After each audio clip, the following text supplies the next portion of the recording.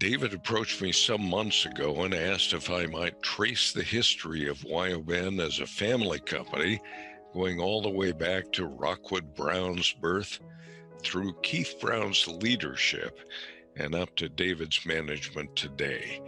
Well, I jumped at the chance. To make the history more interesting and use some contemporary tools, my wife Nancy and I assembled a website to display everything. He was born and raised in Richford, Vermont, a small town near the Canadian border.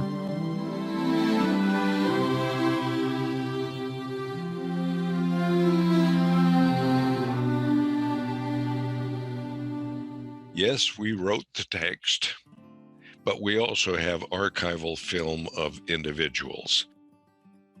The Grimrock Ranch, and even Rockwood Brown himself, and newsreel footage taken 100 years ago. Keith did not want to be a lawyer. There are some short video interviews, so you'll get a clear idea of who's who. He always had a way to solve some issue without having to... Of course, we explain how Bentonite and Wyo-Ben came to be. There were massive volcanic eruptions going on in what is now central Idaho, 90 to 110 million years ago.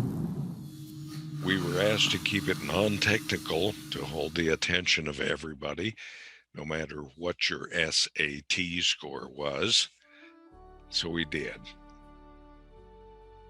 We cover the pandemic, not this current one, but that one, back in 1918. Rockwood, of course, lived through it.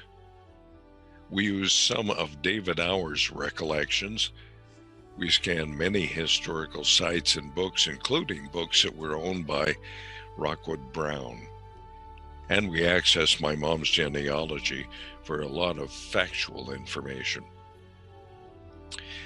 To date, we have organized more than 1,000 news articles from about 20 newspapers going all the way back to 1889 in Rockwood's childhood.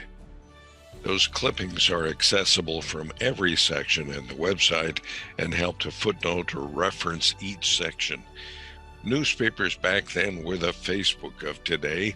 You couldn't even keep your medical issues to yourself because everybody knew.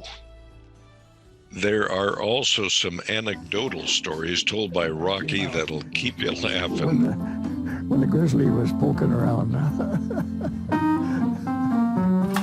We used Google Earth to display many views of historical locations as they look today, so you can actually see where the history was made using their satellite view. Our timeline spans about 135 years, and we give the viewer a context for what was going on in world events by showing these little green boxes. We provide short notes that offer the reader a bit more insight.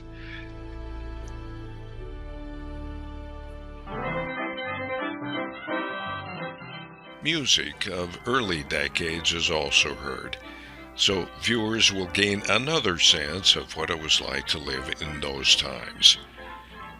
Many thanks to the people who contributed documents, details, and their personal memories. Overall, it's an intriguing history of a great company.